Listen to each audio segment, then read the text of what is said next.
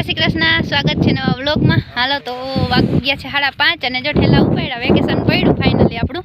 અને આપણે જઈ મહેમાન ભેગા રાજકોટ, તો જઈ બસની વાટ જોઈ અહીંથી કોઈના ઘરે જાઉં અને ત્યાંથી પછી આપણે કાલ સવારમાં જવાનું છે રાજકોટ। હાલો તો અમે તમને મૂકવા આવી રાજકોટમાં। ક્યાં ફરવા લઈ જઈશ? એટલી બધી જગ્યાએ લઈ જઈશ? અહીંથી કેમ લઈ જવા કે ને, આવો તો થાય ને રાજકોટ। અને મારી મમ્મીને જોવું તમે આવી જતા વાં વહી ગઈ સેટ રોયડી, અને બસ આવી નથી। એ આવી ગઈ, હાલો હાલો આવી ગઈ। હાલો તો છે ને રાજકોટ જવા માટે નીકળી ગયા હોય, અને ફૂઈના ઘરે જ રોકાણા હતા રાત, સાંજે પૂજા હતા અને સવારમાં નીકળી ગયા વહેલા। તો અત્યારે વાગ્યા છે 7:30 જેવું થયું, અને 10:30 વાગે કદાચ અમે રાજકોટ પૂછ્યું। તો નાસ્તો કરી લીધો હે બસમાં જ, અને હાલો હવે પછી આજે બ્લોગ કન્ટિન્યુ કરી રાજકોટ જઈને। હમણાં છે ને ત્યાંના જ બ્લોગ આવીએ થોડાક દી સુધી। હાલો તો રાજકોટ પૂગી ગયા છે, અને બસ હવે થોડીક જ વારમાં 5 મિનિટમાં પૂગી જાઉં। કેટલું છેટું છે હજી ઉતાવ? બસ હમણાં આવી જાય 5-10 મિનિટ। હવે ફેર ચડે કઈ હશું, કાંઈ પૂગી જાય સારું। હાલો તો વાગી ગયા છે 12:30 અને અમે 10:30 જ પૂગી ગયા હતા। પછી નાયા ધોયા, ખાધું પીધું, નાસ્તો કર્યો, અને હવે રસોઈ બને છે બપોરની, અમે બધા બેઠા છે। જો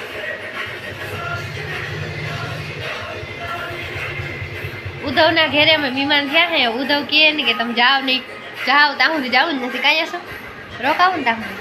હા, તો જો ત્યાં સુધી બે બેનભાઈ રમતા હતા, ગાડી રિમોટ વાળી છે એનાથી રમતા હતા। ચાર્જિંગ પૂરું થઈ ગયું ને એ શું કે મને આની કરાવતી એટલે તું દેખા, તો હે ને એમાં ચાર્જિંગ પતી ગયું, તો ચાર્જિંગમાં મૂકી છે અને ગીત ચાલુ કર્યા છે ને બસ હવે જો રસોઈ બને છે, પછી બપોરા કરી લઈ જ હે ને। બીજું કંઈ એમ ખાવાનું મન નથી, આગળ ઉઈગાની શરદી થઈ ગઈ આપણે ભાઈ, પાણી બદલું થઈ એક જ દિવસ શરદી થઈ ગઈ, ત્યાં ઉઈગા જ છે।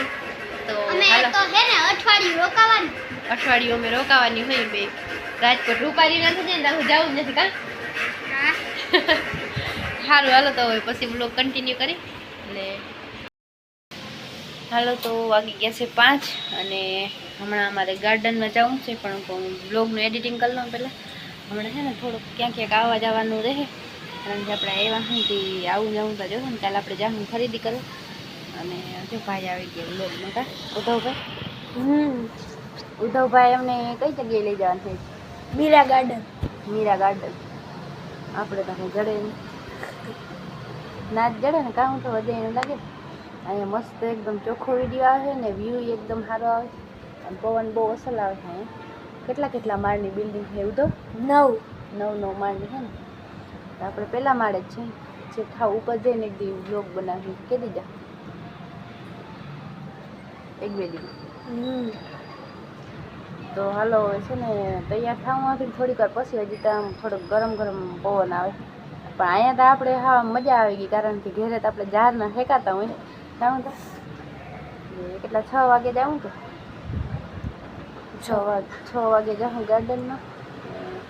અત્યારે બસ અહીંયા તો ફ્રી જ છે, કે કામ છે ને, ખાઈ પીને સુઈ ગયા હતા, પછી 5 વાગે ઉઠ્યા અને જવું તો અહીંથી ને બહારનો વ્યૂ દેખાડું, અહીંથી થોડોક દેખાડું, બાકી પછી આપણે બહાર જાઉં ને તો એ બ્લોગ બનાવ્યો અને આજ થોડોક